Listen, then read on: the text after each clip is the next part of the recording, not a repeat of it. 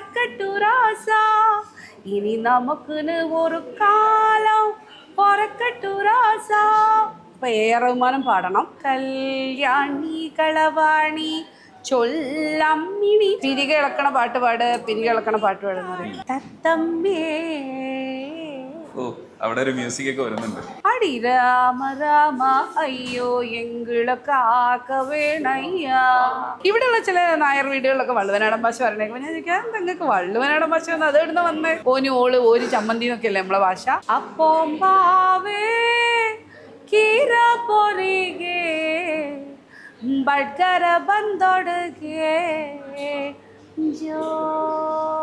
നമ്മുടെ ഈ സൊസൈറ്റിയിൽ ജാതി അഡ്രസ്സ് ചെയ്യുമ്പോൾ നമുക്ക് ഒരുപാട് കൺഫ്യൂഷൻസ് ഉണ്ട്. ജാതി പറഞ്ഞുകൊണ്ട് ജാതി അഡ്രസ്സ് ചെയ്യണം എന്നൊരു കൂട്ടർ പറയുമ്പോൾ ജാതി പറയാതെ ഇതിനെ മറികടക്കണം എന്നാണ് മറ്റൊരു കൂട്ടർ പറയുക. ഇത് നമ്മൾ കുറേ കാലം കൊണ്ട് നടത്തുന്ന ഒരു സംവാദമാണ്. ശരിക്കും ജാതിയെ നമ്മൾ എങ്ങനെയാണ് ഈ നമ്മുടെ കേരള സമൂഹത്തിൽ അഡ്രസ്സ് ചെയ്യുക? എനിക്കിപ്പോൾ 1,00,000 റുപ്യൊക്കെ ശമ്പളം കിട്ടുന്നുണ്ടാവും. എന്തിനറിയോ? ജാതി പറയാൻ വേണ്ടിയിട്ടാണ്. കേരള സർക്കാരിൻ്റെ കാസ്റ്റ് എക്സ്പെർട്ട് ഏജൻസിയിലാണ് ഞാൻ ജോലി ചെയ്യുന്നത്. നമുക്കൊക്കെ ഒരു മനുഷ്യനോട് നിങ്ങളെ ജാതി എന്താന്ന് ചോദിക്കുന്നത് ഒരു അക്ഷന്തവ്യമായ ഒരു കുറ്റകരമായിട്ടാണ് എനിക്ക് അനുഭവവേദ്യമായത്. എൻ്റെ അച്ഛൻ പഠിപ്പിച്ചത് അങ്ങനെയാണ്. പക്ഷേ ഒരു ഓഫീസിൽ ജോലി ഇപ്പോൾ ഞങ്ങളുടെ വിജിലൻസ് കേസുകളാണ് നമ്മൾ ചെയ്യുന്നതെങ്കിൽ എല്ലാ മനുഷ്യൻ്റെയും ജാതി എന്താ, നിൻ്റെ അച്ഛൻ്റെ ജാതി എന്താ, അമ്മയുടെ ജാതി എന്താ, ഇങ്ങനെ ജാതി കണ്ടുപിടിക്കലാണ് അവിടുത്തെ ജോലി. ജാതിയെക്കുറിച്ച് അവസാനത്തെ വാക്ക് സംസാരിക്കലാണ് ജോലി. ഞാൻ പറയുന്നത് ഇന്ത്യയിൽ ജാതിയുണ്ട്, ജാതീയതയുണ്ട്. നമ്മൾ മനുഷ്യർ ജാതീയതയെ ഇല്ലാതാക്കാനാണ് ആദ്യം ശ്രമിക്കേണ്ടത്. ജാതീയത ഇല്ലാതാക്കാൻ നന്നായിട്ടുണ്ട്, ഇവളെ പേര് ഇന്ദു മേനോൻ, എന്നിട്ട് ഇവൾ ജാതീയതനെ ഉണ്ടാക്കാൻ ശ്രമിക്കുന്നത്. അല്ല, ഞാൻ ഇത്രേ പറയാറുള്ളൂ. ശരി, എൻ്റെ പേര് എൻ്റെ അച്ഛൻ അമ്മയും വെച്ച് ഞാനത് എന്നോട് പേര് ചോദിക്കുന്ന ആരോട് ഞാൻ hello I am Indu Menon എന്നൊന്നും ഞാൻ പറയാറില്ല. ഞാൻ ഇന്ദു എന്ന് പറയാം. സർട്ടിഫിക്കറ്റിലുള്ള പേരാണ്. അതിപ്പോൾ ഫേസ്ബുക്ക് വന്നപ്പെട്ട പേരൊന്നുമല്ല. അതത്ര ശരിയാണെന്ന അഭിപ്രായം എനിക്കില്ല. എൻ്റെ അനിയനും അനിയത്തിക്ക് ഇടാതിരിക്കാനുള്ളൊരു ബുദ്ധി എൻ്റെ അച്ഛനമ്മ അച്ഛനില്ല, എൻ്റെ അമ്മ ചെയ്തതാണ്. എൻ്റെ അമ്മയ്ക്ക് ഏസ്യുകാരിയാണ് പഴയ. എൻ്റെ അമ്മ ചെയ്തതാണ് ഇതൊക്കെ. അവസാനം പാവം എൻ്റെ അച്ഛൻ ഈ നമ്മൾ രാഷ്ട്രീയമായ നിലപാട് വേണോ, സമാധാനപൂർണ്ണമായ ദാമ്പത്യം വേണോ എന്ന് ചോദിക്കുമ്പോൾ ചില പാവപ്പെട്ട മനുഷ്യർ ലേശ അഡ്ജസ്റ്റ്മെൻ്റൊക്കെ ചെയ്ത് കൊടുക്കൂലേ, അങ്ങനെ കൊടുത്തതാണ്. അങ്ങനെ കിട്ടിയൊരു പേരാണ് അത്. വലിയ വിവാദ നാമാണ്. എൻ്റെ പേര് അച്ഛൻ ഇതെന്താ ഇത് കുട്ടിയുടെ പേരിൽ ജാതി വെച്ചോ. എൻ്റെ അമ്മയാണ് എൻ്റെ അമ്മാവനും പേരിട്ട് രമേശ് മേനോൻ. ഞങ്ങൾക്ക് രണ്ടാളിപ്പോൾ 2 മേനോന്മാർ ഞങ്ങളുടെ തറവാട്ടിലുണ്ട്. അപ്പോൾ അതാണ് അതിൻ്റെത്. പക്ഷെ ഞാൻ ജോലി ചെയ്യുന്നത് പിന്നെ ഈ ജാതി എക്സ്പെർട്ട്, ഒരാളുടെ ജാതി കണ്ടുപിടിക്കുക, അതുണ്ട്. പിന്നെ ഗോത്രങ്ങളുടെ ഇടയിലും SC/ST സമൂഹങ്ങളുടെ ഇടയിലും പ്രവർത്തിക്കുക. നമ്മളുടെ പേരിലുള്ള ഒരു ജാതിയുടെ വാല് കണ്ടിട്ടാണ് നമ്മളെ ഒരാൾ അളക്കുന്നതെങ്കിൽ അളന്നോളൂ, ഒരു വിരോധവും ഇല്ല. ജാതി അവിടെ എക്സിസ്റ്റ് ചെയ്യുന്നത് ജാതി പറയുന്നത് കൊണ്ടാണ് എന്ന് പറയുന്ന കൂട്ടരോട്, ഇല്ലെങ്കിൽ തിരിച്ച് അങ്ങനെ പറയാൻ പാടില്ല. ഏത് പക്ഷത്താണ്? ഞാൻ ചോദിക്കട്ടെ, ആർക്കാണ് ഇന്ത്യയിൽ ജാതി പറയാതിരിക്കാൻ കഴിയുക? അത് ഒരു ഗോത്ര അംഗത്തിന് കഴിയോ? ഒരു പട്ടികജാതി സമുദായ അംഗത്തിന് കഴിയും? ഞാനൊരു പുലയസ്ത്രീയാണെന്ന് വെക്കും. ഞാൻ എന്ന് പ്രഖ്യാപിക്കുകയാണ് എനിക്ക് ജാതി ഇല്ല എന്ന് ഞാൻ പ്രഖ്യാപിച്ചാൽ തൊട്ടപ്പുറത്തുള്ള ആൾക്കാർ പറയും നീ പുലയസ്ത്രീയാണ് എന്ന് എന്നോട് പറയും, നീ ചക്ലിയത്തിയാണ് എന്ന് അവൾ എന്നോട് വിരൽ ചൂണ്ടും.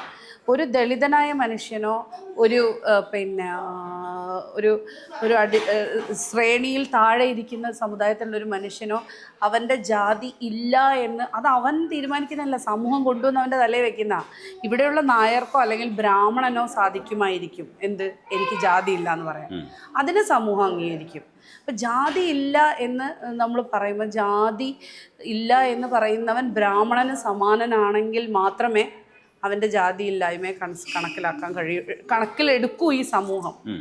ഒരു പിന്നോക്ക സമുദായക്കാരൻ അല്ലെങ്കിൽ ഒരു പട്ടികജാതി പട്ടികവർഗ ദളിത് സമുദായത്തിൽപ്പെട്ട ഒരാൾ ജാതി ഇല്ല എന്ന് പറയുമ്പം ബ്രാഹ്മണ സമൂഹം സവർണ സമൂഹം പറയും നീ ഈ ജാതിക്കാരനാണെന്ന് പറയും. അതുകൊണ്ടാണ് ഞാൻ ജാതി ഇല്ല എന്ന് പറയുന്നതിനോട് വിശ്വസിക്കാത്തത്. ജാതി ഭയങ്കരമായി ഇന്ത്യയിൽ പ്രവർത്തിക്കുന്നുണ്ട്, ഇവിടെയും പ്രവർത്തിക്കുന്നുണ്ട്. ഞാനും അതിൻ്റെയൊക്കെ ഭാഗം തന്നെയാണ്. പക്ഷെ ജാതീയത ഇല്ലാതെ എങ്ങനെ ജീവിക്കാം? ഞാൻ 15 വയസ്സ് വരെ ദളിത് കോളനിയുടെ അകത്ത് വളർന്നവളാണ്. അതിൽ എനിക്ക് ഭയങ്കര അഭിമാനമുള്ളൂ. ഞാൻ ഇന്നും പിന്നെ എല്ലാ ദിവസവും ദളിത് മനുഷ്യരുണ്ടാക്കുന്ന ഭക്ഷണം കഴിച്ച് ജീവിക്കുന്നവളാണ്. ഭക്ഷണത്തിലോ അല്ലെങ്കിൽ എന്തെങ്കിലും അവരുടെ ഒപ്പം ജീവിക്കുന്ന അവിടുന്ന് കിട്ടുന്ന പണം കൊണ്ടാണ് എൻ്റെ കുഞ്ഞുങ്ങൾ. സംഗീതം എത്രത്തോളം എൻ്റെ ഉള്ളിലുണ്ട് എന്ന് പറയുന്നിടത്തോളം ദളിത് സമൂഹങ്ങൾക്ക് വേണ്ടിയുള്ള, ഞാൻ അവിടെ ജോലി ചെയ്തിട്ട് കിട്ടുന്ന പണമാണ് എൻ്റെ മക്കൾ ഉപയോഗിക്കുന്നത്. പിന്നെ ഞാൻ പറഞ്ഞില്ലേ, എന്താണ് എൻ്റെ അച്ഛന് കോളേജിൽ പ്രൊഫസർ ആകാമായിരുന്നു, സിനിമയിൽ പാട്ട് പാടാമായിരുന്നു, നല്ല നല്ല പാട്ടുകാരനാണ്. പക്ഷെ അച്ഛൻ അതൊന്നുമില്ലാതെ ഇവിടുത്തെ തോട്ടി സമുദായത്തിൽപ്പെട്ട തോട്ടി തൊഴിൽ ചെയ്യാൻ വേണ്ടി മദ്രാസ് പ്രസിഡൻസിയിൽ ഇവിടെയാണ് ആ കോളനി, ചക്കംകടവ് കോളനി, പിന്നെ പന്നിയങ്കരയിലുള്ള കോളനി, നടവയൽ കോളനി, ഇവിടെയൊക്കെയുള്ള ചക്ലിയര്, പറയര്, അതുപോലെയുള്ള ആളുകൾക്ക് അവർ തൊഴിലിന് പോകുമ്പോൾ അവരുടെ കുട്ടികളെ നമ്മുടെ സേവാമന്ദിരം സ്കൂളിൽ കൊണ്ടുവന്ന് പഠിപ്പിച്ചിട്ടുണ്ട്. ആ പ്രദേശത്തുള്ള പിന്നെ സാധാരണക്കാരായ മനുഷ്യരുടെ മീൻ വിൽക്കുന്ന തൊഴിലാളികളുടെയൊക്കെ മക്കൾക്ക് പഠിക്കാൻ വേണ്ടി പോസ്റ്റ് ബേസിക് സ്കൂൾ ഉണ്ടാക്കിയ ആ ഒരു പിന്നെ ആ ഒരു പാരമ്പര്യമാണ് എൻ്റെത്. നിങ്ങൾ പറയുന്ന ഈ മേനോൻ എന്ന് വാല് വെച്ച രാധാകൃഷ്ണ മേനോൻ എന്ന് പറയുന്നത് ഞങ്ങളുടെ ബാബ 1950 അദ്ദേഹത്തിൻ്റെ തറവാട് വീട്, ഇവിടെ ജാതീയത കൊടികുത്തി വാഴുന്ന തറവാട് വീട്ടിലാണ് ഈ കുഞ്ഞുങ്ങളെ കൊണ്ടുവന്ന് സേവാമന്ദിരം എന്ന് പറയുന്ന പോസ്റ്റ് ബേസിക് എഡ്യൂക്കേഷൻ, അവിടെ പാട്ട് പഠിപ്പിക്കാൻ വന്ന ആളാണ് എൻ്റെ അച്ഛൻ. അതെൻ്റെ അച്ഛൻ്റെ ചോയ്സാണ്, എൻ്റെ അച്ഛൻ്റെ തീരുമാനമാണ്. കാരണം ഈ കുഞ്ഞുങ്ങൾക്കാണ് ഈ കർണാടക സംഗീതം അന്ന് ബ്രാഹ്മണൻ്റെ കയ്യിലാണ്. അത് അച്ഛൻ പറയുന്നത് അത് അവരുടേത് മാത്രമല്ല, സംഗീതം അടിസ്ഥാന ജനങ്ങളുടെയാണ്. അത് അവർക്ക് അങ്ങനെ വേണ്ടി വന്നത്. അതാണ് എൻ്റെ പാരമ്പര്യം. സ്വന്തം വീട് പിന്നെ ദളിത് കുട്ടികൾക്ക് പഠിക്കാൻ വേണ്ടി ഇന്നും അവിടെ പോയി നോക്കൂ, നമ്മുടെ തറവാട് വീടാണ്, ബാബയുടെ ആയി കൊടുത്ത തറവാട് വീടാണ് സേവാമന്ദിരത്തിൻ്റെ. അതാണ് എൻ്റെ പാരമ്പര്യം. ഇനിയിപ്പോൾ ഇന്നിപ്പോൾ നിങ്ങളിപ്പോൾ ജാതിവാദം വെച്ചാൽ എനിക്കെന്താണ്, ഞാൻ നടന്ന് തീർത്ത അത്ര പിന്നെ മനുഷ്യരുടെ സങ്കേതങ്ങളിൽ, ഗോത്രങ്ങളുടെ സങ്കേതങ്ങളിൽ ഒരു മനുഷ്യനും നടന്നിട്ടുണ്ടാവില്ല. ഞാൻ കടന്നു പോയിട്ടുള്ള അത്ര പട്ടികജാതി പട്ടികവർഗ സങ്കേതങ്ങൾ, ഇത് കോളനി എന്ന പദം ഞങ്ങൾ സർക്കാരിൽ ഇപ്പോൾ ഉപയോഗിക്കാറില്ല. അത്തരം ഇടങ്ങളിൽ പോയിട്ടുള്ളത്, അവിടെ നിന്ന് ഭക്ഷണം കഴിച്ചത്ര ആരും കഴിച്ചിട്ടുണ്ടാവില്ല, അവിടെ ഉറങ്ങിയത്ര ആരും ഉറങ്ങിയിട്ടുണ്ടാവില്ല. അതുകൊണ്ട് എന്നെ നിങ്ങൾ നിർണ്ണയിക്കാൻ ആഗ്രഹിക്കുന്നത്, പിന്നെ മേനോനൊരു ജാതിപ്പേരല്ല, ടിറ്റുലാർ നെയിമാണ്. അപ്പം ഞാൻ പണിക്കർ എന്നായിരുന്നു എൻ്റെ ടിറ്റുലാർ നെയിം എന്ന് വെക്കൂ. നിങ്ങൾ എങ്ങനെയാണ് എൻ്റെ ജാതിയെ കണ്ടുപിടിക്കുക? പറയൂ, എൻ്റെ പേര് ഇന്ദു പണിക്കർ എന്നാണ്, ഞാൻ ഏത് ജാതിയായിരിക്കും? കാരണം എന്താ, പണിക്കർ എന്ന് പറയുന്ന ടിറ്റുലാർ നെയിം നായർ സമുദായത്തിനുണ്ട്, മലയർ എന്ന് പറയുന്ന SC സമുദായത്തിൻ്റെ ടിറ്റുലാർ നെയിം പണിക്കരാണ്, ജ്യോതിഷം നോൽക്കുന്ന ആളുകളുടെ ടിറ്റുലാർ നെയിം പണിക്കരാണ്, കളരി വെച്ചിട്ടുള്ള ക്രിസ്ത്യൻസായ മനുഷ്യർക്ക് മറ്റേ തച്ചോളി വർഗീസ് ചേകവരിലൊക്കെ കണ്ടില്ലേ, പണിക്കർ എന്നുള്ള സ്ഥാനപ്പേരുണ്ട്, അവർക്ക് പണിക്കരുണ്ട്. സെക്രട്ടേറിയറ്റിലൊരു സാറുണ്ടായിരുന്നു, ആ സാറിൻ്റെ പേര് എന്തോ പണിക്കരോ, ജോസഫ് പണിക്കരോ, അങ്ങനെ എന്തോ പണിക്കർ. ഈഴവ സമുദായ അംഗങ്ങൾക്ക് പണിക്കർ സ്ഥാനമുണ്ട്. അപ്പോൾ 5-6 സമുദായങ്ങൾക്ക് പണിക്കർ എന്ന ടിറ്റുലാർ നെയിം ഉണ്ട്. അതുപോലെ കണക്ക് നോക്കുന്ന ആളുകൾക്ക് പണ്ട് ഇവിടുത്തെ സാമൂരി കൊടുത്ത ടിറ്റുലാർ നെയിമാണ് മേനോൻ. അതിൻ്റെ നായന്മാർക്ക് മാത്രമേ ഉള്ളെന്ന് തോന്നുന്നു, എനിക്കറിയില്ല.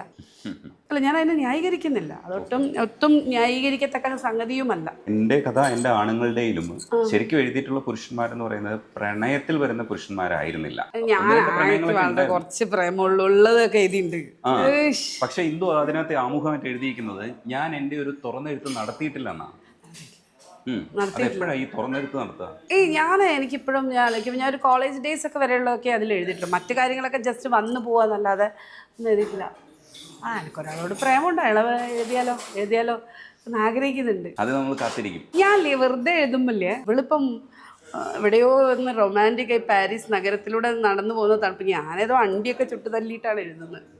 മാധവിക്കുട്ടിയുടെ എഴുത്തിനെ പറ്റിയിട്ട് നമ്മൾ സംസാരിക്കുമ്പോൾ അതിൽ എൻ്റെ കഥ തന്നെ നമ്മൾ എടുക്കുമ്പോൾ അതിനകത്ത് ഫിക്ഷൻ എത്രയാണ്, യാഥാർത്ഥ്യം എത്രയാണെന്ന് നമ്മൾ തിരയാൻ ശ്രമിക്കും. കാരണം ഒന്നെന്ന് പറയുന്നത് അയാളുടെ ധൈര്യത്തെക്കുറിച്ച് ഒരു വശത്ത് പറയുമ്പോഴും ഇത് സത്യമല്ല എന്ന് വിശ്വസിക്കുന്ന ഒരു സമൂഹമുണ്ട്, ഇത് സത്യമല്ല എന്ന് വിശ്വസിക്കാൻ ആഗ്രഹിക്കുന്നവരുണ്ട്. അപ്പോൾ കഥയെഴുത്തിൽ ഇന്ദുമേനോനും പുലർത്തുന്ന ഒരു രീതി എന്ന് പറയുന്നത് ഡെയിലി ലൈഫിൽ വേറൊരു രീതിയിലുള്ള ഇന്ദുമേനോനുള്ളപ്പോഴും കഥയിൽ ഭയങ്കര എക്സ്ട്രീം ലെവലിലാണ് എഴുതുന്നത്. പക്ഷേ സ്വന്തം അനുഭവം അല്ലെങ്കിൽ ആത്മകഥ എന്നുള്ള അർത്ഥത്തിൽ എഴുതുമ്പോൾ ആ എഴുത്തിൻ്റെ ഒരു ശക്തിക്ക് വേണ്ടിയിട്ടാണോ ശരിക്കും എഴുത്ത്, അതോ അത് ഇങ്ങനെ പുറകോട്ട് പോയിട്ട് ആ ശക്തി കുറച്ച് എഴുത്തുകാരി എന്നുള്ള രീതിയിൽ എഴുതാറുണ്ട്? മാധവിക്കുട്ടിയോട് വ്യക്തിപരമായിട്ട് വളരെയധികം അടുപ്പമുണ്ടായിരുന്ന ആളാണ് ഞാൻ. അപ്പം ഞാൻ ഈ എൻ്റെ കഥയെ പറ്റി ചോദിക്കുമ്പം അല്ലെങ്കിൽ എൻ്റെ കഥയെ പറ്റി സംസാരിക്കുമ്പോൾ ഞാൻ മാധവിക്കുട്ടിയുടെ ഒരു ജീവചരിത്രം എഴുതാൻ വേണ്ടിയിട്ട് ഞാൻ നോക്കിയിരുന്നു. അപ്പോൾ മർലി പറഞ്ഞിട്ട് കാനഡയിൽ നിന്ന് വന്ന അവരാണ് ദ ക്വീൻ ഓഫ് മലബാർ എന്ന് പറഞ്ഞിട്ട് ബുക്ക് എഴുതി. ഒരു ഘട്ടം കഴിഞ്ഞപ്പോൾ എനിക്ക് മനസ്സിലായി, അതായത് തികച്ചും ഭ്രമാത്മകവും ഭാവനാത്മകവുമായ ഒരു ലൈഫ് ലീഡ് ചെയ്യുന്ന ആളാണ് മാധവിക്കുട്ടി.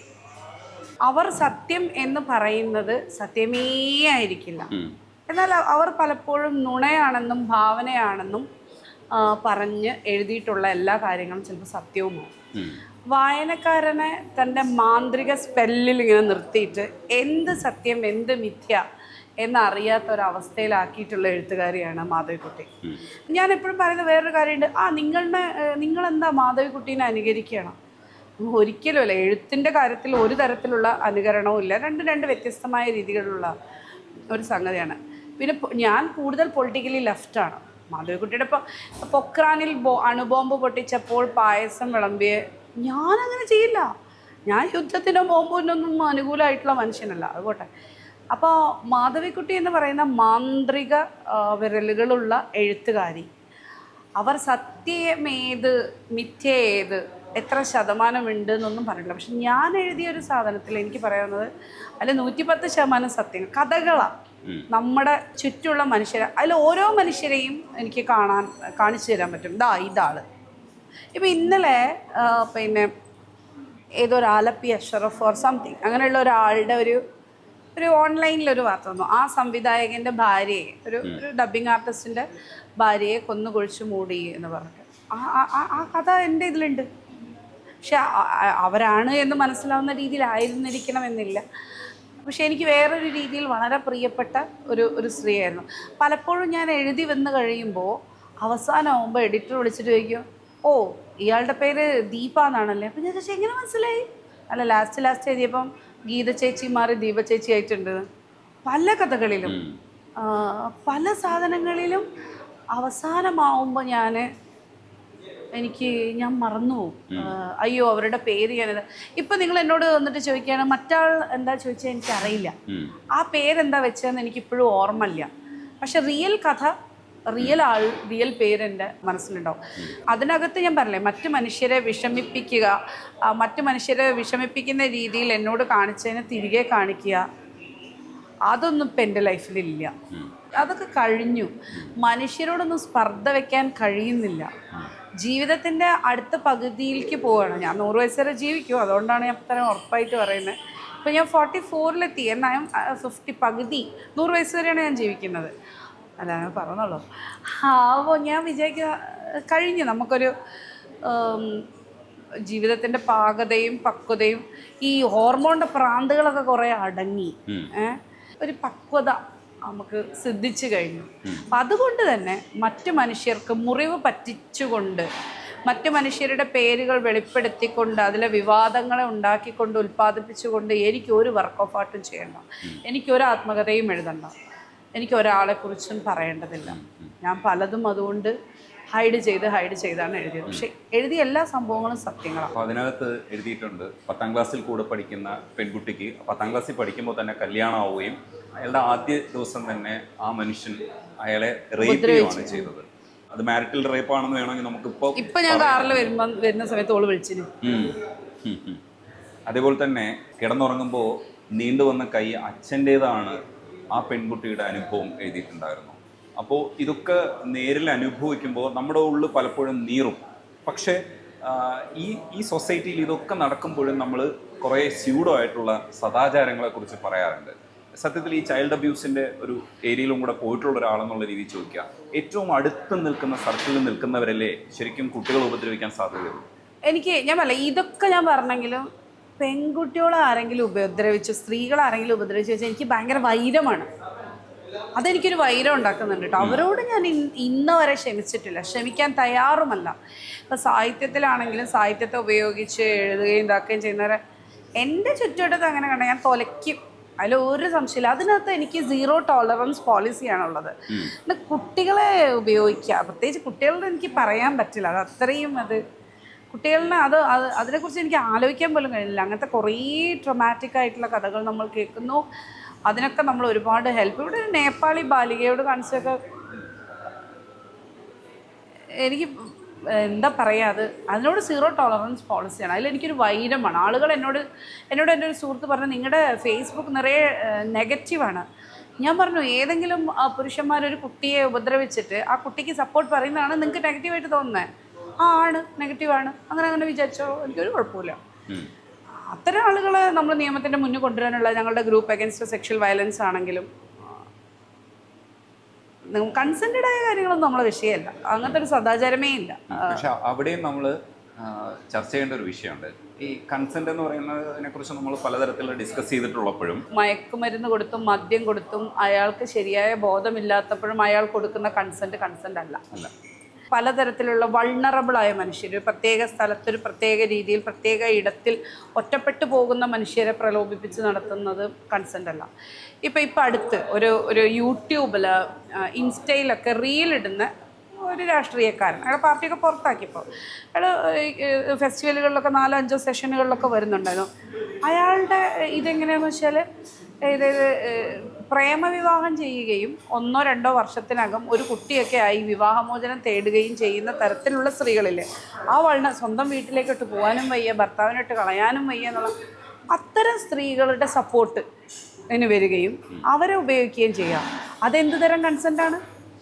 അതിനോടും എനിക്ക് യോജിക്കാൻ പറ്റും. ഒരാൾ വൾണറബിൾ ആയിരിക്കുമ്പോൾ, വൈകാരികമായി തകർന്നിരിക്കുമ്പോൾ അയാളെ ആശ്വസിപ്പിക്കാനെന്ന വ്യാജേന വന്ന് അയാളെ ചൂഷണം ചെയ്യുന്നതിനെ അത് ആ കൺസെൻറ്റിനേലും എനിക്ക് സംശയമുണ്ട്. പക്ഷേ അതേ അർത്ഥത്തിൽ തന്നെ നമ്മൾ മറ്റൊരു വശം വായിക്കേണ്ടതുണ്ട്. ഒരുമിച്ച് ഇഷ്ടത്തോടു കൂടി സ്നേഹത്തിലായിരിക്കുമ്പോൾ ഉള്ളവർ സ്നേഹം പിരിയുന്ന സമയത്ത് ഫേസ്ബുക്കിൽ എഴുതി നിറയ്ക്കുക. അത് ചെറ്റത്തരം എന്നാണ് നമ്മൾ പറയാ. രണ്ടുപേര് തമ്മിൽ വളരെ സ്നേഹമായിരുന്ന സമയത്ത് അത് വേറെ വിഷയം കേട്ടോ. അങ്ങനത്തെ കാര്യമല്ല ഞാൻ പറയുന്നത്. അതല്ല, ഇതിനകത്തൊരു നീതി ന്യായവും ബോധമൊക്കെ വേണമല്ലോ. നിങ്ങൾ പരസ്പരം മദ്യപിച്ചിട്ടതായിട്ടോ അങ്ങനത്തെ കാര്യമല്ല. നിങ്ങൾ സ്വബോധത്തിൽ സ്വമേധയ ഒരിതിൽ പെട്ടിട്ട് ഇതാണെന്നുണ്ടെങ്കിൽ അത് വേറെ തന്നെ വിഷയമാണ്.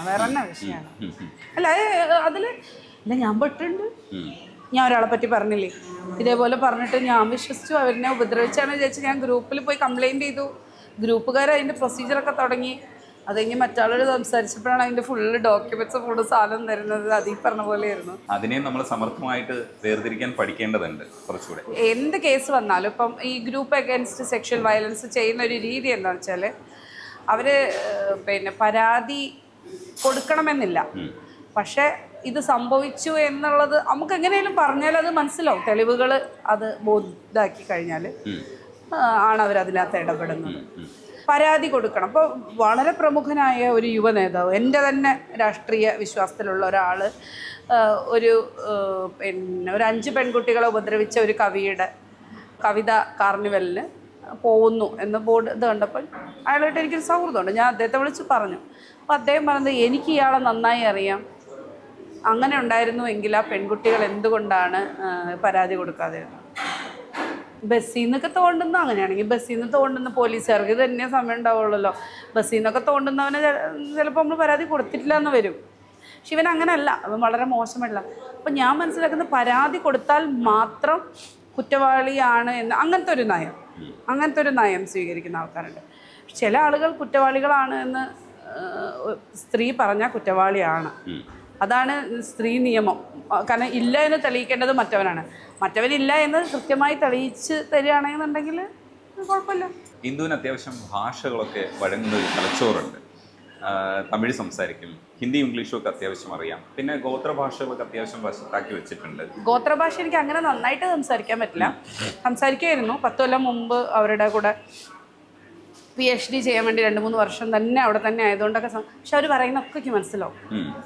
വെട്ടക്കുറുമ്പ ഭാഷ, ജേനക്കുറുമ്പ ഭാഷ, മലകുറുമ്പ ഭാഷ, പിന്നെ ഈ മലയാളം ഡയലക്റ്റ് ആയിട്ടുള്ള എല്ലാ ഭാഷയും മലയാളം അറിയുന്നവർക്ക് മനസ്സിലാവും. അതായത് കുറിച്യ, തച്ചനാടൻ മൂപ്പൻ, പണിയ, ഈ ഭാഷയൊക്കെ മലയാളത്തിൻ്റെ കൂടുതൽ മലയാളവുമായി ബന്ധമുള്ള ഭാഷകളാണ്. ആ മലയാളം പറയുന്ന ആളുകൾക്ക് ചമിത്തിരം എന്ന് പറഞ്ഞാൽ എന്താ മനസ്സിലായോ? സമുദ്രം. ചിത്തിര ഭിത്തി എന്ന് പറഞ്ഞാൽ എന്താണ്? ചിത്രം വരച്ച ഭിത്തി. ഒറ്റച്ചരം എന്ന് പറഞ്ഞാൽ ഒറ്റമ്പ്. പിന്നെ അതുപോലെ മഡ്ഡോപം എന്ന് പറഞ്ഞാൽ മണ്ഡപം. അപ്പോൾ അത് മലയാളം ശരിക്കും മനസ്സിലാവുന്ന ആളുകൾക്ക് നന്നായിട്ട് അത്തരം ഭാഷകൾ മനസ്സിലാവുന്നുണ്ട്. പക്ഷെ ഇപ്പം വെട്ടക്കുറുമ്പ ഭാഷ ഒരു സ്വതന്ത്ര ഭാഷയാണ്. അത് ഞാൻ എപ്പോഴും പറയും, ബസൽപ്പെടുവാൾ. എൻ്റെ മകനാണ് എനിക്ക് ആ വാക്ക് പറഞ്ഞത്, ബസൽപ്പെടുവാളോ. ഒരു ദിവസം എൻ്റെ കുമ്പേ വന്നതോ കുത്തിയിട്ട് അമ്മ ബസൽപ്പെടുവാളോ എന്ന് പറഞ്ഞോട്. കാരണം അവൻ്റെ ബേബി സിറ്റർ വെട്ടക്കുറുമ്പശ്രീ ആയിരുന്നു. ചെറുപ്പത്തിൽ കുറേ വെട്ടക്കുറുമ്പ വാക്കുകൾ അവൻ പറയായിരുന്നു. ബസൽപ്പെടുവാള് പറഞ്ഞാൽ ഗർഭിണി എന്നാണ് അർത്ഥം. മീൻ പുത്തനടു എന്ന് പറഞ്ഞാൽ എന്താണ്? മിന്നൽ. മിന്നൽ, മിന്നൽ, മീൻപുത്തൽ, നക്ഷത്രം, അങ്ങനെ അങ്ങനെ അങ്ങനെ കുറേ പദങ്ങൾ.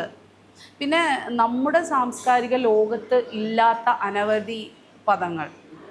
ഇപ്പോൾ ഹോർത്തൂസിലെ പരിപാടിക്ക് ഞാൻ ചെയ്ത സെഷൻ്റെ പേര് ഇമ്മള് ഹേളുത് എന്നായിരുന്നു. ഇമ്മള് ഹേളുത് എന്ന് പറഞ്ഞാൽ എന്താണ്? അതൊരു സോങ് ആണ്. എന്താണ് ആ സോങ്ങിൻ്റെ പ്രത്യേകത? ജേന കുർബ സ്ത്രീകൾ മാത്രമേ ആ സോങ് പാടുകയുള്ളൂ. അത് എപ്പോഴാണ് പാടുക? അവരുടെ ആൻസെസ്ട്രൽ സ്പിരിറ്റ് നിഴല് ലോകത്ത് നിന്നും ഭൂമിയിലേക്ക് വരും. അപ്പോൾ നമ്മളിപ്പോൾ വരുമ്പോൾ അത് വരാൻ വേണ്ടിയിട്ട് ബുറുഡ എന്ന് പറഞ്ഞിട്ടൊരു സാധനമുണ്ട്, ഇങ്ങനെ കുലുക്കുന്നത്. അതിങ്ങനെ കുലുക്കി കഴിഞ്ഞാൽ ഇവിടെ ആ കുലുക്കുന്നവൻ്റെ ദേഹത്ത് വന്നങ്ങ് കയറുമെങ്കിലും നമ്മളിപ്പോൾ യാത്ര, ഇപ്പോൾ നമ്മൾ ജനറലിലും കയറി വരും, എ സിയിലും കയറി വരും, വിമാനത്തിലും കയറി വരുന്ന മതി. അവിടെ നിന്ന് ഇങ്ങോട്ട് വരുമ്പോൾ കംഫർട്ട്, സൂത്തിങ് കിട്ടണമെങ്കിൽ ആ യാത്ര വളരെ സ്മൂത്തായിട്ടാവണമെങ്കിൽ ഈ പാട്ട് പാടണം, ഇമ്മള് ഹേളുത്. ഈ പാട്ട് കേട്ടുകൊണ്ടാണ് ആൻസെസ്ട്രൽ സ്പിരിറ്റ് നമ്മുടെ ദേഹത്ത് കയറാം. അപ്പോൾ he or she will be okay. Unless otherwise ഇമ്മള് ഹേളുത് പ്രോപ്പർ അല്ലെങ്കിൽ അവന് ദേഷ്യം വരും. പാട്ട് പാടി മയക്കിക്കൊണ്ടുവരാം. അപ്പോൾ നമുക്ക് അങ്ങനെ ഒരു കൺസെപ്റ്റ് ഇല്ലല്ലോ. ഇപ്പം ഇരുള, മുടുക, പിന്നെ ഊരാളി കുറേ മലയാളമാണ്, പിന്നെ പളിയ, ഇവർക്കൊക്കെ തമിഴാണ്. തമിഴ് എനിക്ക് പണ്ടേ മനസ്സിലാവും, അത് എൻ്റെ ഉള്ളിലുള്ള ഭാഷയാണ്. ഇപ്പം ഞാൻ ഇപ്പം മിനിയാന്ന് മധ്യപ്രദേശ് പോയത് ഇംഗ്ലീഷിലാണ് പ്രസൻറ്റേഷനൊക്കെ പോയത്. അടുത്തിപ്പേക്ക് മനസ്സിലായി എല്ലാ ആൾക്കാരും ഹിന്ദിയാണ്. അവർ ഇംഗ്ലീഷ് പറയുന്ന സെഷനെ ആരും ശ്രദ്ധിക്കുന്നില്ല. അതെനിക്ക് ഒരു ഇതുപോലെ ഞാൻ അവിടെ കുത്തിയിരുന്ന് ഗൂഗിൾ ട്രാൻസ്ലേറ്ററൊക്കെ ഉപയോഗിച്ച് സഹായിച്ച് ഹിന്ദിയിൽ ഇതാക്കി. ഹിന്ദിയിലാണ് പ്രസംഗിച്ചത്. കുറച്ച് കഷ്ടമാണ് നാട്ടുകാർക്ക്, കേൾക്കുന്നവർക്ക്, എന്നാലും ഹിന്ദി പറയാൻ പറ്റും. അങ്ങനെ ഭാഷ എനിക്കൊരു ഹരമാണ്. എന്താ നിങ്ങൾക്ക് ജീവിതത്തിൽ ബാക്കിയുള്ളതെന്ന് ചോദിച്ചാൽ ഞാൻ പറയാം, ആകെ ഭാഷാവരം മാത്രമേ ഉള്ളൂ. വേറെ ഒന്നും എനിക്കില്ല. നിങ്ങൾ പണക്കാരിയാണോ? അല്ല. നിങ്ങൾ ഈ ജീവിതത്തിൽ വളരെ സന്തോഷമുള്ള ആളാണോ? അല്ല. നിങ്ങൾക്ക് പിന്നെ ഒരുപാട് ഇതുണ്ടോ, പദവികളുണ്ടോ? ഇല്ല. നിങ്ങൾക്ക് എന്താണ് ഉണ്ട് എന്ന് നിങ്ങൾ പ്രൈഡോട് കൂടി പറയുന്നത്? എനിക്ക് ഭാഷാവരമുണ്ട്. ഇപ്പോൾ കണ്ണൂർ, കോഴിക്കോട്, ഇപ്പോൾ കാസർഗോഡ്, ഇപ്പോൾ തിരുവനന്തപുരം, ഇങ്ങനെ വേർതിരിച്ച് ആൾക്കാരുടെ കേട്ട് നിങ്ങളുടെ നാട്, അതായത് നെടുമങ്ങാട് നിന്നും മൈഗ്രേറ്റ് ചെയ്ത് കൊല്ലത്ത് പോയ ആൾക്കാരാണ് എൻ്റെ അച്ഛൻ്റെ അമ്മ വഴിയുള്ള പൂർവികർ. കൊല്ലമാണ് എൻ്റെ അച്ഛൻ്റെ ഇത്, കൊല്ലവും തിരുവനന്തപുരം. അത് ഞങ്ങളുടെ ഇതാണ്. അപ്പോൾ അതുകൊണ്ട് എന്തുവാടെ വിക്രമപിള്ള എന്നൊക്കെ പറഞ്ഞാൽ എനിക്ക് കൊല്ലത്തെയും തിരുവനന്തപുരത്തെയും ഭാഷ നന്നായി ഹാൻഡിൽ ചെയ്യാൻ പറ്റും, ഫുഡും ഒക്കെ ഹാൻഡിൽ ചെയ്യാൻ പറ്റും. അമ്മ കോഴിക്കോട്ടുകാരിയാണ്, ടിപ്പിക്കൽ കോഴിക്കോട്, ഇവിടെ മീൻചന്ത, ഇവിടെ ഈ സൈഡിൽ. ഞാനോ I M born and brought up in Malappuram. അതുകൊണ്ട് വന്നിട്ട് പോയി ഇന്ത്യത്ത് കിബറാണ് വനെ എന്ന് പറഞ്ഞിട്ട് എൻ്റെ ഒരു ഭാഷൻ്റെ ഓൺ ലാംഗ്വേജ്. ഇപ്പം സോപ്പ്, സൗന്, പൂവ്, പുക്, കുഴി, കുജ്, പുഴു, പുജ്, അങ്ങനെയൊക്കെ ഞങ്ങൾക്ക് we have our own language. And that's too sexy. എന്ത് രസമാണ് മലപ്പുറം ഭാഷയൊക്കെ അറിയാം. അതായത് എനിക്ക് ആരെങ്കിലും മലപ്പുറം ഭാഷയിൽ നമ്മളാള് പറഞ്ഞിട്ട് ഞാൻ പോവും. ഞാൻ കരയുമ്പോൾ, ഞാൻ ദേഷ്യപ്പെടുമ്പോൾ, ഞാൻ വഴക്കുപിടിക്കുമ്പോൾ മിഞ്ഞി എന്തോ ഒരു ഭാഷകൾ പറയുന്നത്, അതെൻ്റെ ഭാഷയുണ്ട്. That's my language of expression. എൻ്റെ ഭാഷ ഏതെന്ന് വെച്ചാൽ ഇപ്പോൾ MT പറയും നിളാ നദിക്കരയിലെ വള്ളുവനാടൻ ഭാഷ, മാധവിക്കുട്ടി. അത് ഞാൻ എപ്പോഴും കളിയാക്കാറുണ്ട് കേട്ടോ. മാധവിക്കുട്ടിക്ക് വള്ളുവനാടൻ ഭാഷ. ഇവിടെ താമസിക്കണേ പിന്നെ പുന്നയൂർക്കുളം, കുന്നംകുളത്ത് നിന്നും 16-17 കിലോമീറ്റർ ചുറ്റളവിലുള്ള സ്ഥലമാണ് പുന്നയൂർക്കുളം. അവിടെ എങ്ങനെയാ വള്ളുവനാടൻ ഭാഷ ഉണ്ടാകാം? I don't think. ഇവിടെയുള്ള ചില നായർ വീടുകളിലൊക്കെ വള്ളുവനാടൻ ഭാഷ പറഞ്ഞേക്കുമ്പോൾ ഞാൻ ചോദിക്കാം, നിങ്ങൾക്ക് വള്ളുവനാടൻ ഭാഷ വന്ന് അത് എവിടുന്ന് വന്ന്? നമ്മളെ ഭാഷ ഇതല്ലേ, ഓന് ഓള് ഓര് ചമ്മന്തി എന്നൊക്കെയല്ലേ നമ്മളെ ഭാഷ. ഓരോരുത്തർക്ക് മുകുന്ദന് മയ്യഴിയുടെ ഭാഷയുള്ളതുപോലെ ഓരോരുത്തർക്ക് ഓരോ ഭാഷകൾ പറയാം. എൻ്റെ ഭാഷ മലപ്പുറം ഭാഷയാണ്, കിഴക്കൻ ഏറനാട് മലപ്പുറത്തിൻ്റെ ഭാഷയാണ്. നമ്മളെ ഭാഷ കോയ അയ്യമ്മലും നമുക്കൊരു എന്താ പറയുക, മുറിച്ച് നമ്മൾ വിടൂല. അതാണ് നമ്മൾ എന്തൊക്കെ ഉണ്ട് അറിയാം. ഞാനത് ഒരാൾ പറയണ്ടായിരുന്നു, വൈബ്രേഷനിൽ ഇടുന്നതിന് എന്താ നിങ്ങൾ പറയാ? മൊബൈല് നമ്മൾ പറയും തെരുപ്പിലിട്ടിന്, ഫോണ് തെരുപ്പിലിട്ട് പോയി, അതുകൊണ്ട് കേട്ടില്ല പറയും. പ്രീപെയ്ഡ് പോസ്റ്റ് പെയ്ഡിന് മുൻകായി പിൻകായി. ദേ ഹാവ് ഭയങ്കര രസമുള്ള ഒരു വലിയ ഒരു ലോകം ഉണ്ട്. കണ്ണൂരിന്റെ നിഷ്കളങ്കമായ കണ്ണൂർ. ഞാൻ എന്നിട്ട് PhD 10 വർഷം ചെയ്ത എവിടെയാണ്? കണ്ണൂര്. അതുകൊണ്ട് എനിക്ക് കണ്ണൂരും എൻ്റെ സ്വന്തമായി. പിന്നെ കല്യാണം കഴിച്ചത് ഒരു തൃശ്ശൂർക്കാരനെ. അതാ കിടക്കുന്നത് തൃശ്ശൂർ ഭാഷ.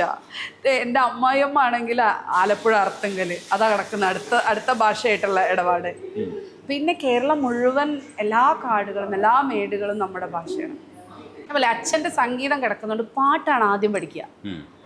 ഏത് ഗോത്രഭാഷയിലുള്ള പാട്ടുകൾ ഇങ്ങ് പഠിക്കും. ഉം. അപ്പോൾ ആ ഭാഷകളൊക്കെ നമുക്ക് ഇങ്ങനെ വരും. ഉം. തെലുഗു എനിക്ക് എങ്ങനെയാണ്, തെലുഗു ഞാൻ എങ്ങനെ പഠിച്ചത്, ഓരോ കീർത്തനങ്ങൾ കേൾക്കുന്നു, ഓരോ ഇത് കേൾക്കുന്നു, രാമനന്നു ബ്രോ വരാ, അപ്പം ഓരോന്ന് നമുക്ക് അർത്ഥറിയില്ലോ. അതാണ് അങ്ങനെയാണ് ശരിക്കും സംഗീതം അഭിസാഹിത്യം സരസ്വത്യ സ്ഥാനദ്വയം എന്ന് പറയുന്നത് വളരെ കറക്റ്റാണ്. പാട്ട് പഠിച്ചു കഴിഞ്ഞാൽ നമുക്ക് അതിലെല്ലാം വരും, അതെല്ലാം നമുക്ക് കിട്ടും.